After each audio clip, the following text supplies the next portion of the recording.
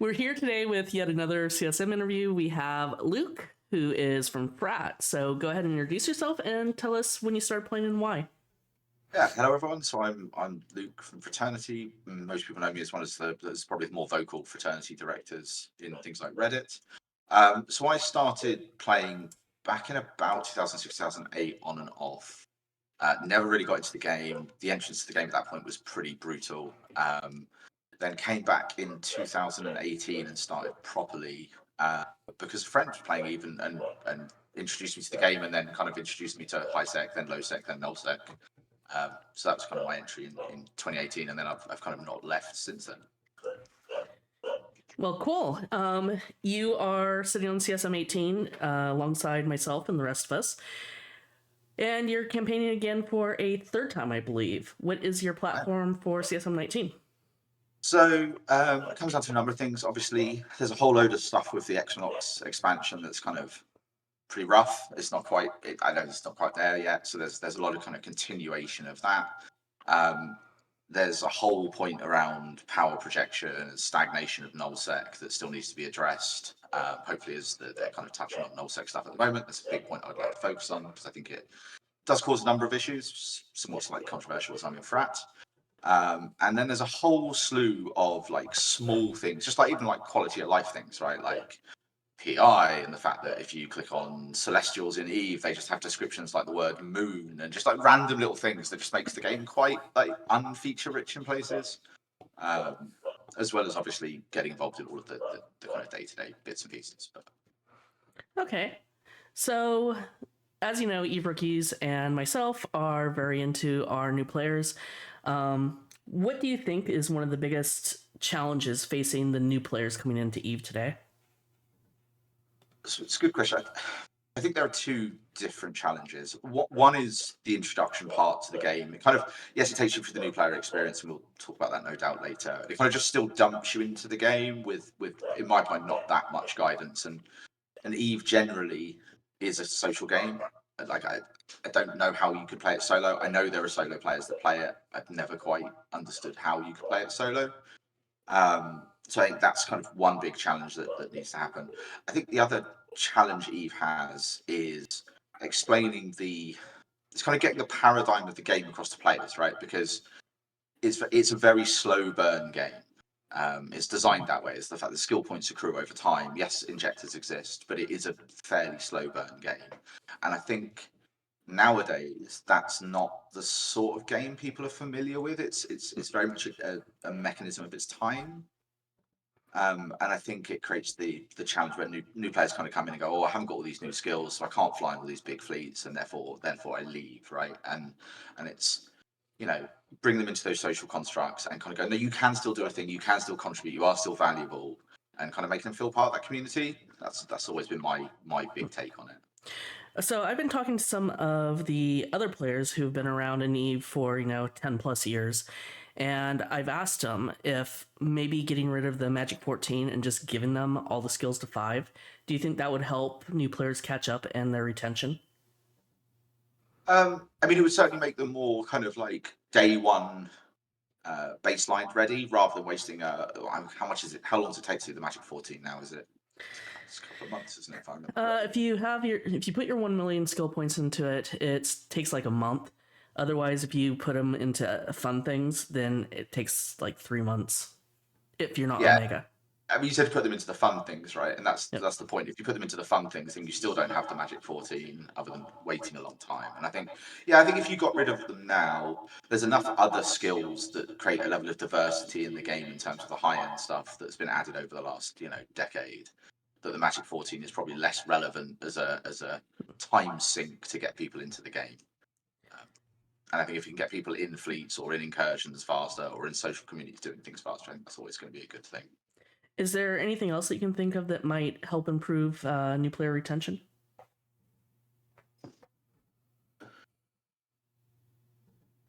No, I mean, to me, I think they're the big ones. I think like, CCP have got a really interesting game in their hands. Is the community is the thing that keeps people in the game, to my mind, at least.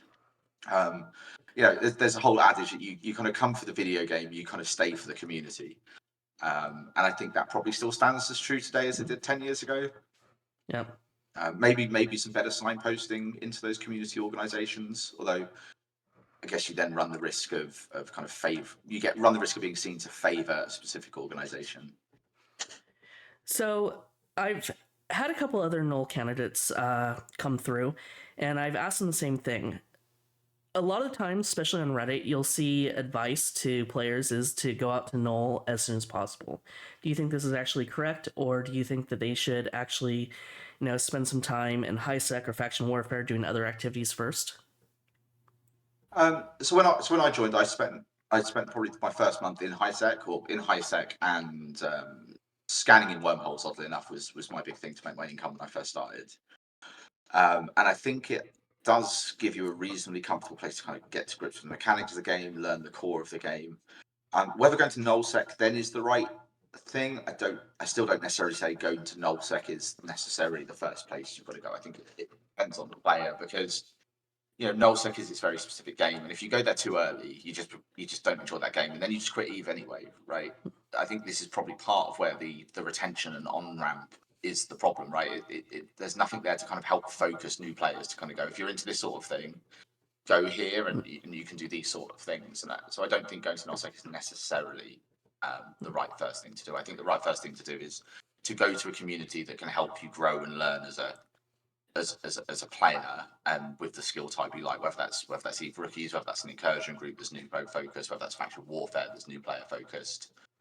I don't think there's like a single answer to it, and I think going to nullsec first could also be quite disenfranchising, because if you can't fly all the big ships and you can't get in the fleets, you might feel like, well, what am I contributing to this?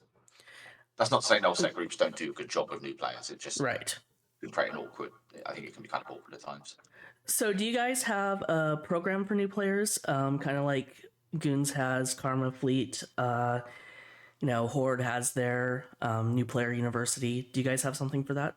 Yes, so we have Fraternity University, which is our new player alliance. Now, what it isn't it's not like a Karma Fleet where it's run by one corp that run the whole thing. It's where our various corps kind of put their new player kind of corps and run their new player programs out of it. The reason we chose to do it that way was because it meant different corps could run new corps that were focused on different things. Some like PvP, some like wormholes, some like mining, and it kind of gives a bit more diversity there. And they can signpost between them if like a player joins that kind of goes, "Oh, I really want to do PvP," and they go, "Oh, actually, I don't like it now." It's like, okay, there's another corp here that can facilitate that. That's how we tend to arrange it. It also allows us to cover time zone diversity a lot better, because corps tend to center around like their core time zone. So it allows us to kind of go, okay, well, we've got a US mining focused Nubro corp here, and an AU focused incursion corp here, for example, for new players. So, do you guys struggle with getting new recruits, or are you guys finding new players to come out to Frat pretty okay? I mean, it's not overwhelming. I mean, recruitment to Frat is always an interesting one. That's a whole different podcast for a different day. But we tend to have a fairly steady stream. What we don't do is do what like Brave do and kind of go like, look at us with this big new training program, because we're not. We just have some corps that are new player focused.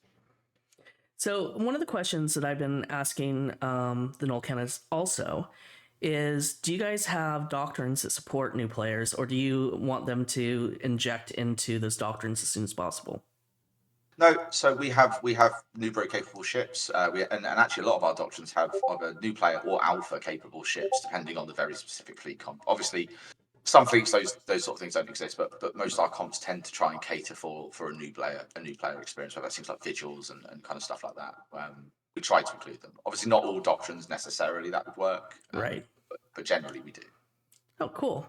Okay, so we were talking about this a little bit earlier. When was the last time you ran through the MPE? Interesting enough this week. So partially ready for this show. So I ran through it when the air system first came out. And then because of the nature of this show, hands up, I kind of made the opportunity to go, I need to roll another character. It's a good chance to kind of step through the MPD, see what has changed, if there's anything that feels different. So actually, it was Wednesday this week. I got up to the end of the mining mission and then kind of run out of time, sort of thing. So, how much did it change since you went through it when you were CSM17? So I think it's a lot more polished than it was when I first run through it. There's a lot more things are signposted on the screen than it was now. Sort of things like the tooltips that are now flashing and all the rest of it didn't exist the last time Hmm. I run through it, and I think that has made it quite helpful. I still think there are some challenges with the NPE.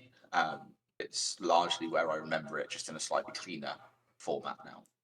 What do you think about it ending with the mining? Do you feel that CCP is trying to push people into mining with this, or that's the message that new players get? I certainly think that's the message it could give out, right? And I'm like, mining is, to me, mining is one of the dullest forms of PvE in Eve. I am not a miner, other than when I do it as a social activity, like on a moon with my corp or something, right? Like that's fun, Right. but that's fun because it's a social activity, not because it's mining. I suspect mining is the outcome is the outcome opportunity because it's probably maybe the one that's the least riskiest to put someone on. So if you kind of set them off on scanning, they'll eventually scan and they'll eventually go into a wormhole, potentially die in a wormhole trying to scan in like a heron or something. Obviously, faction warfare is pretty high PvP, right? So my assumption is mining is considered the least, um, or maybe the easiest on ramp that you're not going to kind of go straight into, get Hmm. ganked, and then go, oh well, how am I playing this game? That's my suspicion anyway. Um, but I could see a lot of players falling off on mining because it's not that interesting on your own, in my opinion. Yeah, same. I hate mining. So I've had several talks with CCP, and it sounds like that they really want to send players in faction warfare as the first point of engagement, first point of PvP. How do you think that CCP could accomplish this? Do you have any ideas or?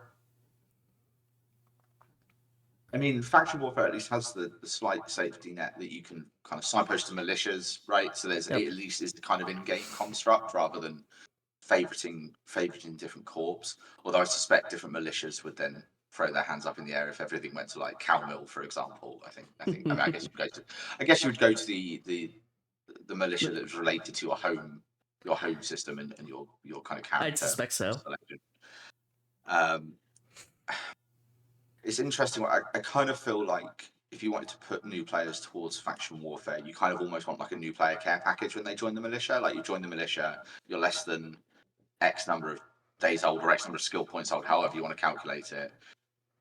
Here is like a care package of a couple of ships and all the modules and all the rest of it, so you can get in and not kind of and not run into the inevitable, right? Start in faction warfare, lose all your stuff, have no more risk because you're still a reasonably new player, and then kind of struggle to kind of get back into it. I think that would be a really interesting way to get players into it.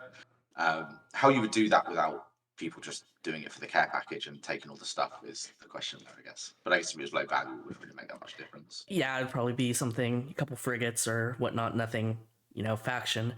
Same thing with the career missions. People could go through and get, a couple Merlins or, Catalyst or whatever. I guess the other issue is the LP issue though. I think new players want ISK, right? So Mm-hmm. do you do something very specific where if you're I don't know, younger than X, you go down a slightly different reward track on payout until you get to a certain age? Yeah, There's a lot of other MMOs kind of do this is the path you go down if you're sub 10 days, and then after 10 days you go to the same as everyone. definitely some things to think about there.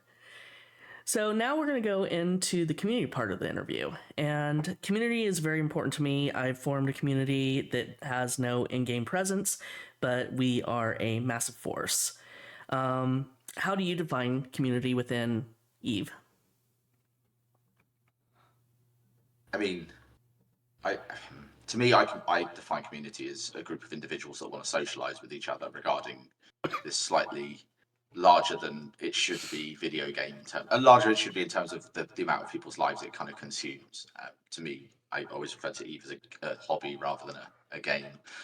Um, but I think a community can be whatever side you want it to be, right? So we're all part of the Eve community. We'll go to meet up to meet each other, regardless of what our leanings and play styles in game are, all the way down to kind of small corporations. I tend to find communities are better when they're smaller, in terms of like a higher level social interaction, because if you've got like a corp of like 30 real people that are on comms each day, you get a far better relationship in that sort of community than a community of 100 heartbeats, and you never really get a voice in Right.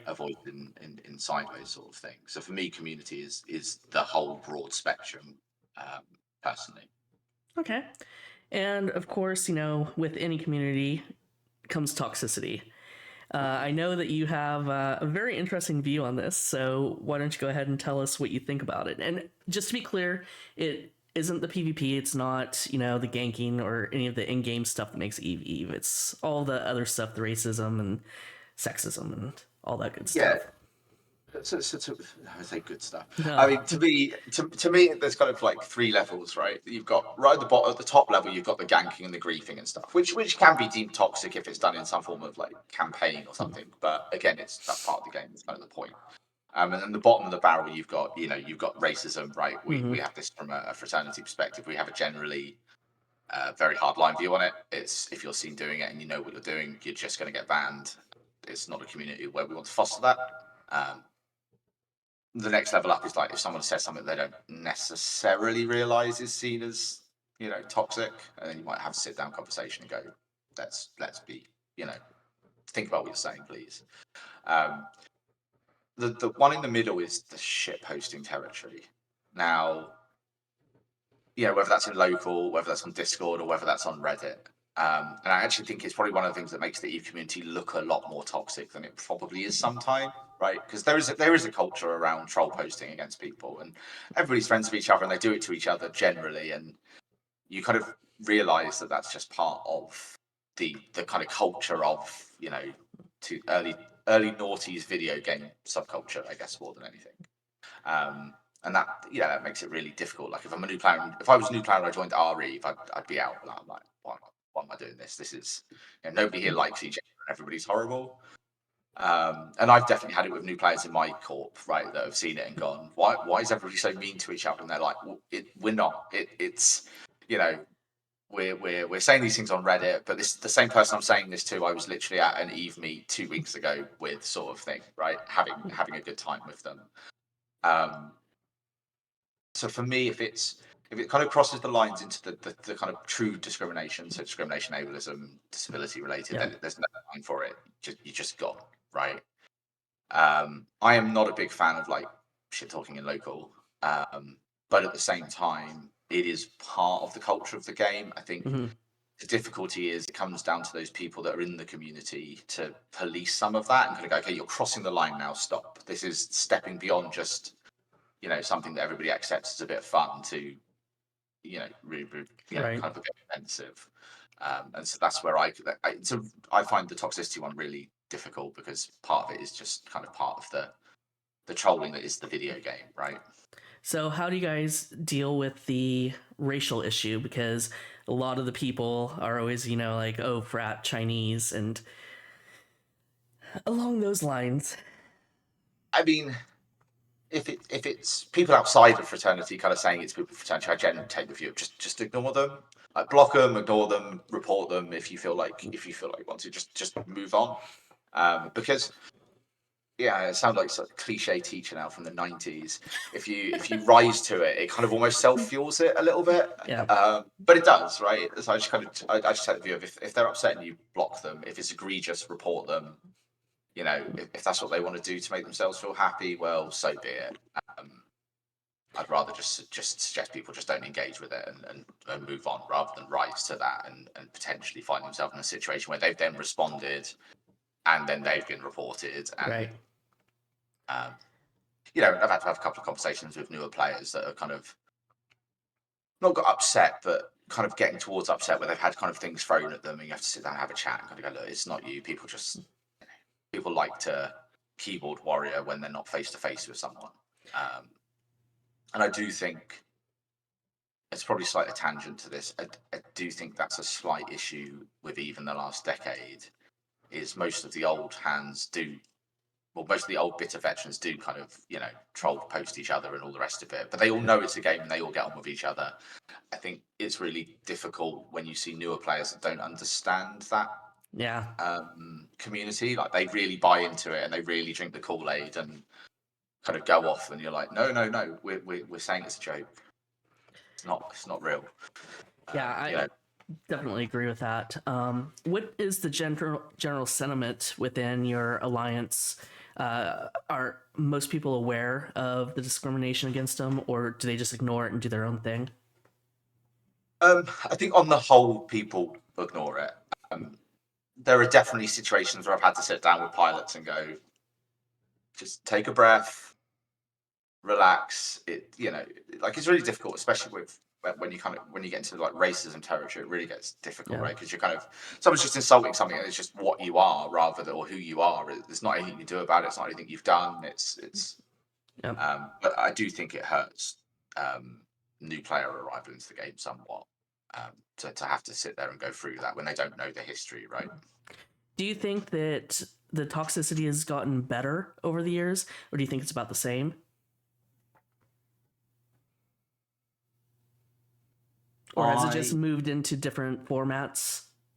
I think it's moved into different formats, but I also think it ebbs and flows, right? Because if if you do something with another group and you're friends with them all of a sudden, or not enemies with them, it kind of quietens down, and then you're fighting a war with them, and then or in conflict with them, all of a sudden it kind of just massively picks back up again. So I think on the whole, I feel it's probably slightly less toxic than it used to be, but it's still not like it's still not like a pure environment, right? I just think it's less toxic than it used to be. I mean, interesting. How does that seem to you? Because obviously you spend a lot of your time outside of Null. I Does that I think it that kind of ebbs and flows as well. There's definitely a few areas where I see it a lot more, but it's mostly people's discords that I see it the most. Not really in game, but yeah, people's discords. I mean, that's probably because CCP have also got better at policing it, right? I think so. Um, but then they moved to Discord because they know CCP generally take the rule of we can't police what goes on Hmm. outside of the client, right? Absolutely. Okay, so we're going to move into our CSM question section. And since you are a sitting CSM member, it's more going to be advice to the candidates that are out there. The first question was more you get in, you figure out what's going to be happening for the next year, and you don't really have an expertise. This question, of course, came because that was my situation. It's like surprise, null sec, sovereign null, and trying to navigate around that. What's your advice if CCP isn't going to be directly drawing on someone's expertise or knowledge? So, so I think there are two parts to being a good CSM representative. I guess if you consider the concept, let's assume you're on the council at this point. One part is to bring the experience you currently have, and sometimes CCP will not be doing things that touch on the specific specialist areas that you can bring. However, most things that CCP change will still affect some of those areas. So there's always still a place like to make sure that you are leaning into that and kind of go, have you thought about how this will, knock onto that? Um, but if it's not, I think it's about the CSM to me it's a focus group ultimately, right? I try and avoid I've seen the word consultant come up and I've seen the word advisor, and I'm like, it was advisors tend to be like pure subject matter experts as to consultants, right? Yeah, so we're focus groups. We're not engineers, we're not developers, we're not product owners of video games, or most of us aren't anyway.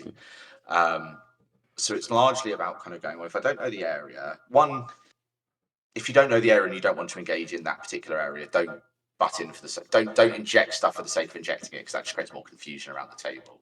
I think if you want to kind of contribute, then it's just going to be about going out to the community, whether it's kind of opening a Google questionnaire form and posting up on Reddit, or if it's faction warfare, go and join some faction war discords and go do a bit of faction warfare and reach out and have a bit of a conversation with them and kind of collect those views and focus them so that you can kind of reflect them back to CCP in a more refined form. I've generally taken the views, yes, every CSM member is going to have one or a couple of specialist areas, but I think if we're there and we consider that you take part in this very unusual space election for the health of the game, I think you should try and put in as much as you can to try and help it along, even if it's not your specialist area. So just go out to the community and help focus the community sentiment. And then we know that CCP likes axing things, and matter of fact, we've seen it in our term where they got rid of the not got rid of, but they changed the way the drifter worked in the wormholes. Yeah. When your playstyle or your community's playstyle is going to get changed, what advice would you give to the CSM? Uh, Step up a lip is always a starting point, right?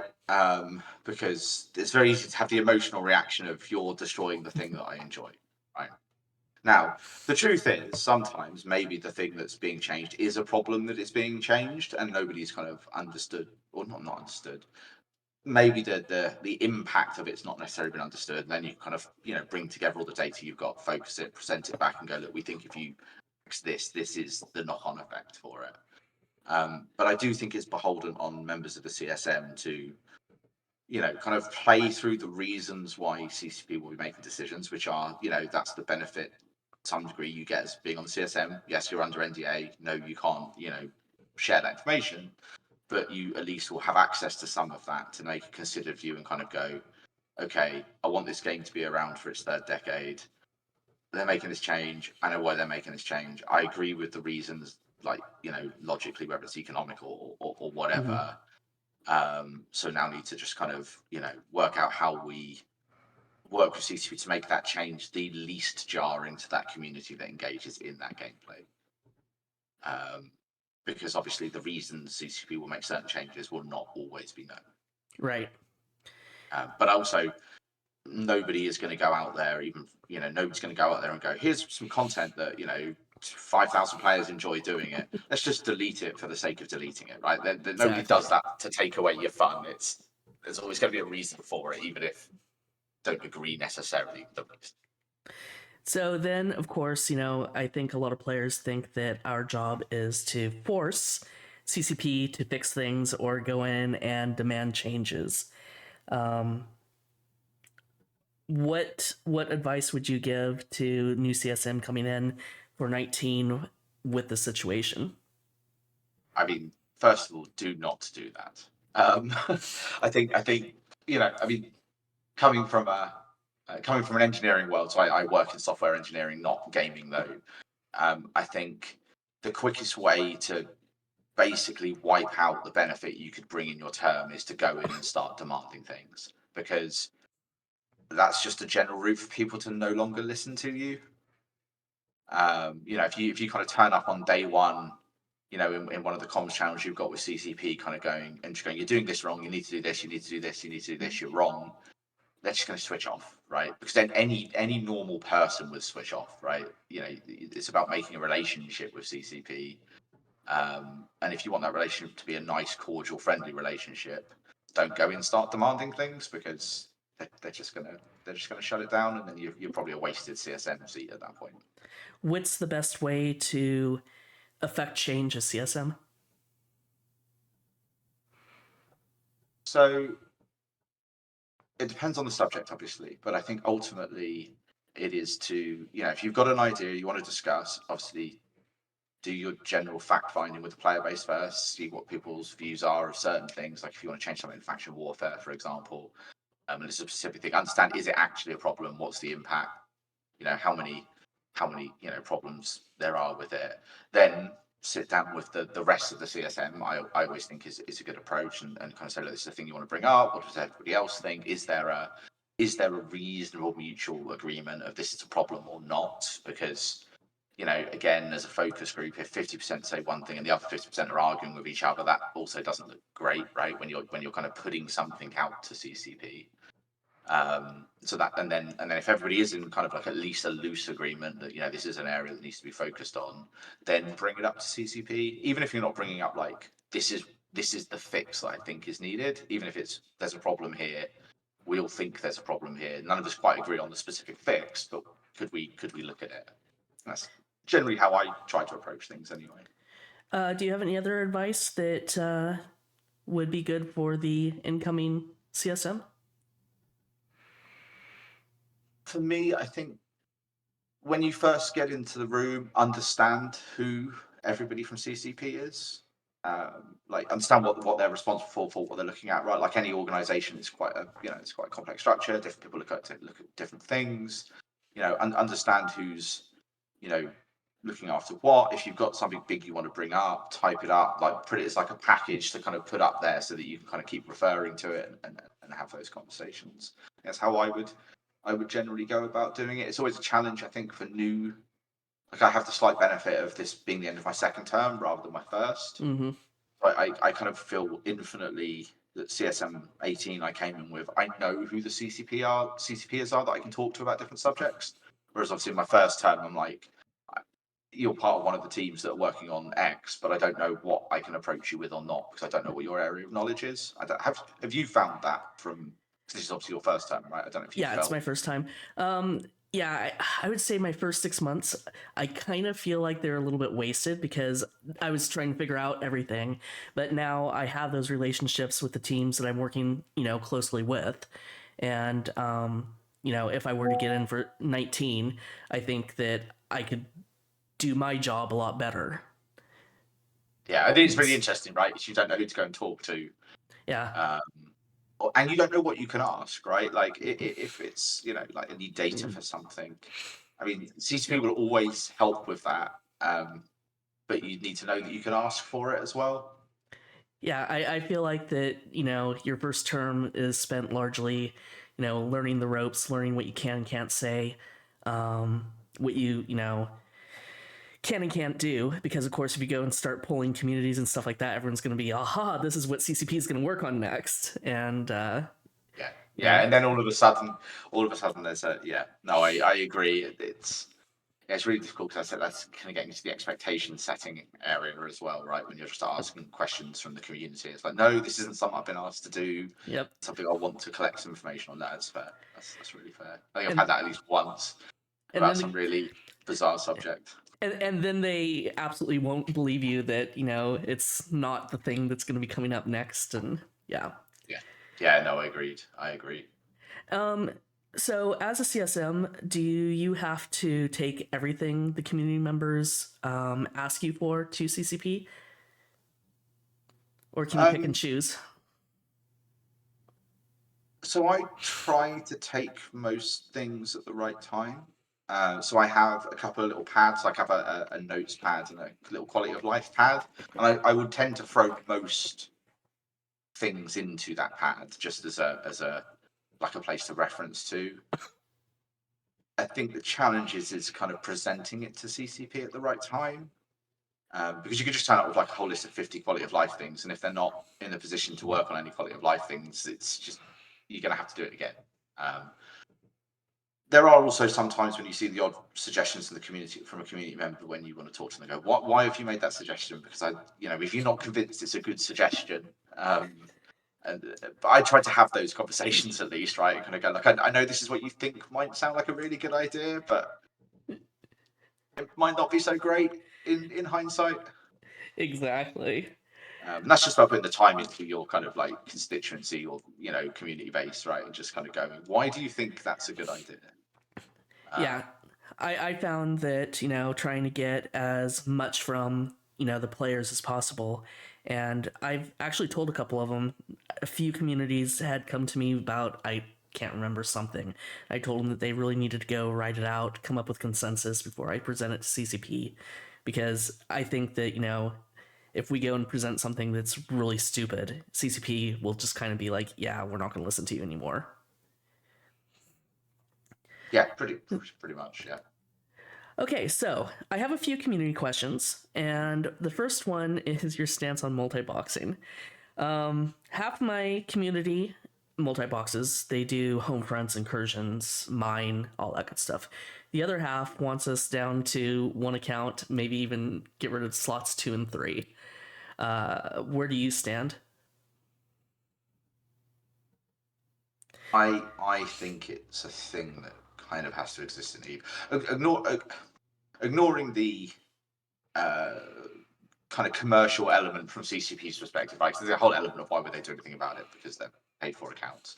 I think everybody probably knows that part of the logic. I I think the nature of the game is built in such a way that it kind of almost promotes multi-boxing. It was kind of almost part of the underlying concept of how Eve has developed. So taking it away makes certain things not a good example. Let's just take scouting as a really good example, right? Like scouting in like a null set context, right? Of scouting a fleet, keeping an eye on a staging system for an hour ahead of a fleet. Someone needs to do it. It needs to be done, but it would be the most tedious thing to ever do if that was on your main, right? Like, Right. so what did you do for this fleet? Oh, I just sat cloaked up 100 kilometers off this random keep star. I can't. I don't think you'd come back and do that for long, right? So I think, and also when you talk about like caps, right? And if you kind of get to the point of trying to drop things like titans and stuff like that, when you have your own facts, you need to have your own sino so that you can do these things safely. So I kind of feel like, regardless of whether it is necessarily good or bad, and I do think it lends itself to some problems when you talk about like botting and scripting and input broadcasting. I'm not saying it's without issue, although I suspect if you were going to do those things, you'd probably find a way around it regardless. I think it's here. It's the game kind of fundamentally needs it for it to make sense as a game. That's my personal take. Do you think that CCP maybe should iterate on some of the different, I guess, sites, missions that people are heavily boxing in order to make it more attractive to, say, fleets of, 5 people instead of 5 boxes? Yeah, I think anything that promoted functional fleets would be a good thing. So anything, I mean, what I mean by functional fleets would be like anything that kind of goes, okay, well, you need to have some logi in here, you need to have some kind of like DPS in here, kind of almost like what incursions do to kind of probably the slightly more extreme end of the scale. I think is ultimately going to be a good thing, right? Because you can't just do those on your own. Like, there's very few people that are probably that high APM that they can fly DPS and fly Logi and fly Links maybe at the same time. Um, there is a problem with it though, which is if you scale that sort of content, you also have to scale the payouts, because all of a sudden it's not one person doing it now, it's 5 people doing it, Right. and therefore you need to scale the payouts to be commensurate with those 5 people, and then you kind of get into the kind of almost like the Poshman-esque situation where so much ISK is now coming through the funnel, that then probably also creates a whole slew of other problems, right? So see the crazy ISK outcomes of Poshman is a really good example of that, but I think I would prefer that over not having it, because at least Right. then those people are their own small community. Yep. And then what is your stance on skill injectors? I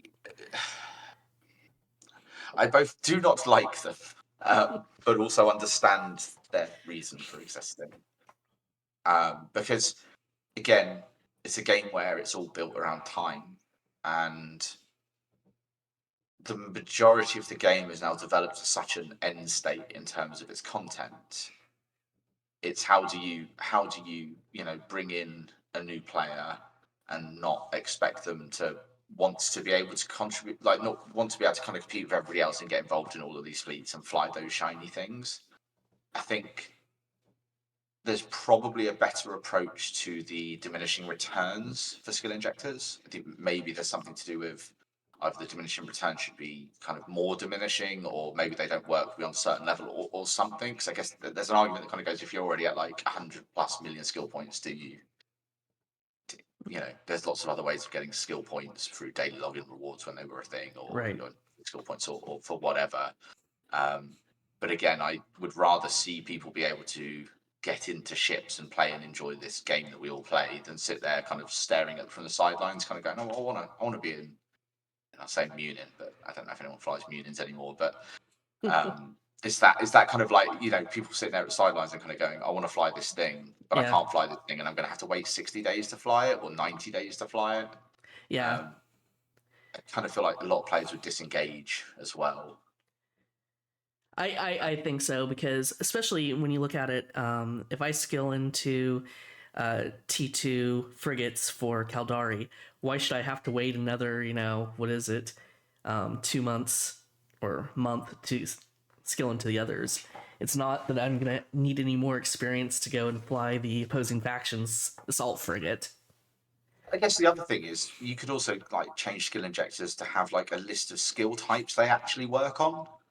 So That rather could than be kind of doing interesting. it by age or diminishing return, go, it doesn't work for Titan skills. For I mean, I'm just making a random example up, right? But it doesn't work for these skills because it was never designed to allow people to accelerate through this. It was designed to allow new players to kind of get into the game. Maybe that's another way of kind of shelling it up. Yeah, another suggestion that I've seen kind of thrown around is put a limit on it. Instead of you can only use it for this much time, you can't use them until you become 30 days old, 60 days old. So you kind of forced to train a little bit naturally. Yeah, I think that would be interesting. I think that would be interesting. I was going to think if it would actually reduce like bot re-rolling and stuff. Well, I suspect they would just make a whole load of accounts in advance. I just wonder if would have another benefit actually Probably. of doing that sort of thing. You just work around it. But no, I think it would be an interesting thing. I guess what's the purpose though of trying to limit you for 30 days? Like, is it because there's a view that you should be doing other things before being involved in higher skill related activities? Yeah, that was really a question of CCP though, is what they want to accomplish with it. Yeah. Um, and the other thing that has come up is the accelerators that came out actually, what, during our term, somewhere before summer in the NES. What do you think about those?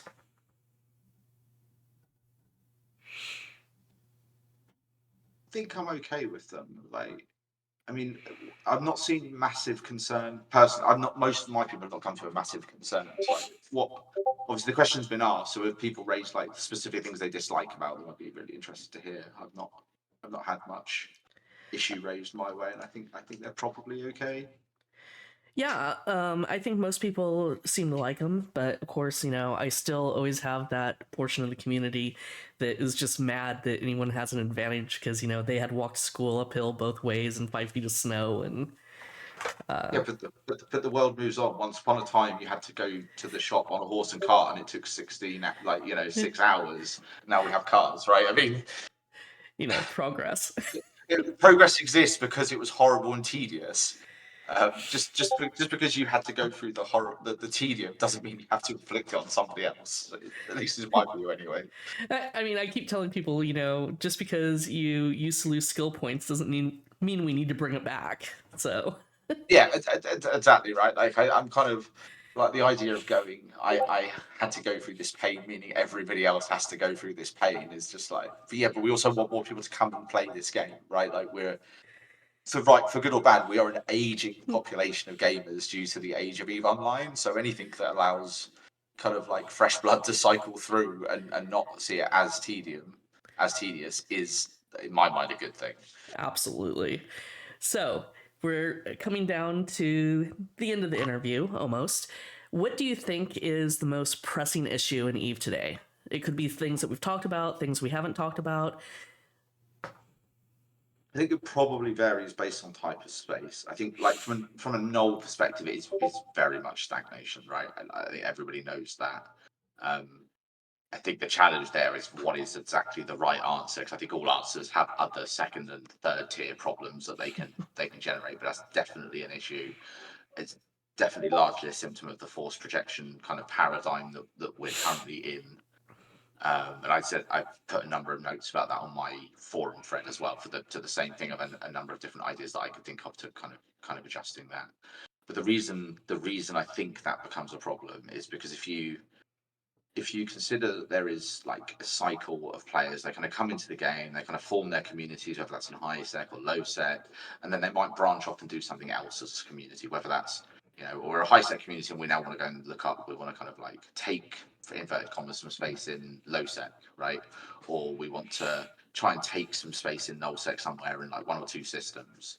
That cycle doesn't really exist at the moment Mm-hmm. because it's too easy to project into that space, but also because it's too easy to project into that space, and there are changes that make it beneficial to build wide. It's more benefit. The skyhooks. It's more beneficial to have more space because you have more skyhooks, therefore you can get more reagents, right? So I think at the same time, if you want to reduce that problem, you need to make the space kind of almost more valuable, because then you can kind of live in that space. Because I know everyone says, "Oh, just break up the big blocks." The problem is those big blocks are massive communities, so you can almost guarantee, and I'm sure you would see this with Eve rookies or other communities, like people will like scalp themselves before leaving their friends. Oh yeah. And whether right or wrong, the game has allowed those communities to exist, and now those communities do exist. How do you get people to go, I don't want to speak to these friends anymore or play the game with these friends anymore, and fall apart? Yeah, that's actually a very interesting perspective. It's societally really difficult, right? Like Yeah. if you consider that everyone kind of goes, so we want to build these communities. Once they exist, how do you unpick them, right? I mean, we've always within Winterco, we've always been kind of um, we kind of always suggest if people want to go and do their own thing and make their own alliance, go break off and do it, right? Like we had it with like Eltrig when they went off to the south, for example, when the southeast came up. I know everyone seems to think they were proxies for us because they were part of us originally. I mean, they weren't. It honestly was. You want to kind of strike out and be independent. Yeah, there's an opportunity, you go do it, but. I think that all kind of fell apart as well for the same reasons other groups fall apart. The projection allows them to get kind of beaten down too hard. So I'm sure that's not the only issue with the game at the moment, but from my prism of the part of the game I play in, I think that's the big one for me. So let's say that I lose my mind even more than I already have doing all these interviews, and I decide I want to take Eve rookies into nullsec. Do you think that there is space for new communities to come in? I mean, are we talking soft null or NPC null originally initially? I guess is the first question. Solve. So I think there is. I think the difficulty is that you'd have to. I think even rookies would have a slight benefit of you are very new player focused and everything else. Everybody knows that's a good thing to have new players kind of come into the game. So I think there'd be a bit of a view of let's not beat up the new player people, please, because that's good. That's good for the game. I think the issue at the moment with the force, because of the whole force projection things, you've kind of almost got to go in and make a relationship with your people next door so they don't just steamroll you. Mm-hmm. And then at that point, you've kind of almost quasi aligned yourselves to their cause. So therefore, the people that are not friends with them, you've kind of almost effectively quasi aligned yourself against them, because it's impossible to necessarily survive on your own like that without that arrangement with your neighbor. Does that make sense? That does make sense. Do you think that it's Null is in a good place mechanically for new groups to come in? Because now we're switching over from the current solve mechanics to skyhooks, and things just aren't in the greatest condition at the moment. I think it depends on the skill ceiling of the group coming in.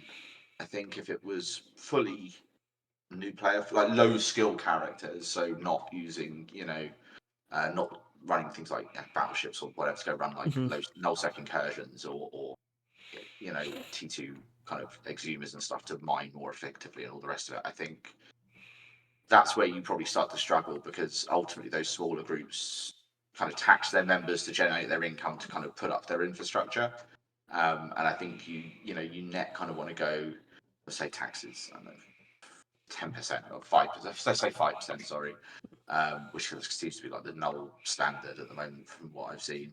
That needs to kind of cover the infrastructure, and if people can't make enough of their own personal ISK to generate enough income for the alliance or corp or whatever to put down that infrastructure, you're kind of then almost asking for your groups to give more income, if that Mm-hmm. makes sense. Like, that's where I think the issue is. I think if you're higher skill characters, you're running higher tier, sites, mining more efficiency, and all the rest of it. That's would be my personal take, I think. So, do you think that if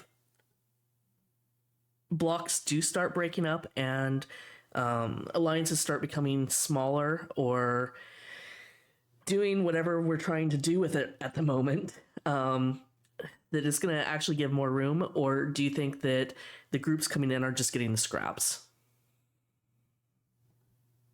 Don't think it's a size thing. I think it's an isolation thing. I think if you isolate groups in terms of the amount of space they can project to, that will one always will open up some space where those groups just can't project to it. So there's somewhere for groups to kind of move in.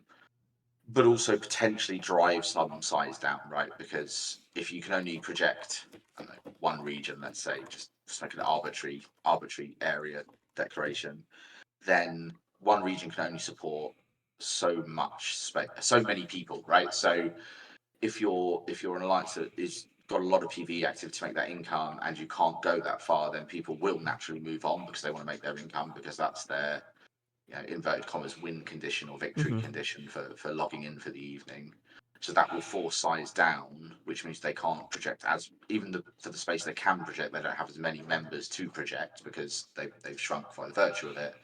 And because they can't project as far, you'll get these cracks that will open up where it's just like, well, this region is okay. It's probably completely okay for an alliance to kind of be born and grow there, but there's no point us living there because it means we can't then go into another region that's possibly slightly more, beneficial for the size that we are, Right. sort of thing. So that would be I think, to me, projection is the big issue there. Like, you have to isolate groups and say you can't cover all this space. Right. But again, that's a very null focused observation. Okay, so I'm going to turn it over to Twitch chat. If you have any questions for Luke, start typing them now. And my last question for you is, what other candidates out of the 48 of us that are left would you like to see elected this year? So I'm not going to give everything away. I have a list of people I'd like to see for different reasons. You are actually on that list from a new player perspective, because I think new players, need representation. I'd like to see some more low sec kind of coverage, whether that's like the likes of Sedo or Young Butte 2, for example. I think, I'd like to see that. I think I'd like to see a bit more wormhole coverage. So, because Mark's a traitor and left us halfway through 18. I haven't quite looked through those candidates yet, so I need to look through them. But I think the Young Puke stroke said I would like to see from a low set perspective, because I think that's needed in the PvP, kind of like that low set PvP kind of orientated needed. It would be good to see like yourselves and possibly like Dujek from like a kind of new player kind of focus, whether that's new player global or new player nullsec, and they both have their points. They're the two big camps I'd like to see some good representation on. Excellent. So it doesn't look like anybody has any questions. You guys are coming down to the end of the line. Do you have anything that you'd like to say that we haven't covered?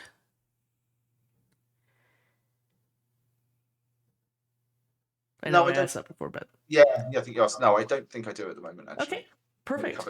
If people watch this and want to continue the conversation or have questions about, the current expansion or anything like that, where can they reach you? So obviously, I'm in the Eve Rookies Discord, and I will stay in the Eve Rookies Discord. You can contact me directly on the forum thread. My forum thread also has my Discord tag on there, so you can contact me on Discord if you don't want to put like an open message on a forum, because I know a lot of people are not a fan of that. Or you can email me in game. Or come and track me down on a couple of other podcasts. I tend to jump around to different streams occasionally. I turn up on the Aussies one during MER time, for example, as well as a couple of little weekly ones that go and do the rounds. Okay, great. So thank you so much for coming. It was definitely a different perspective.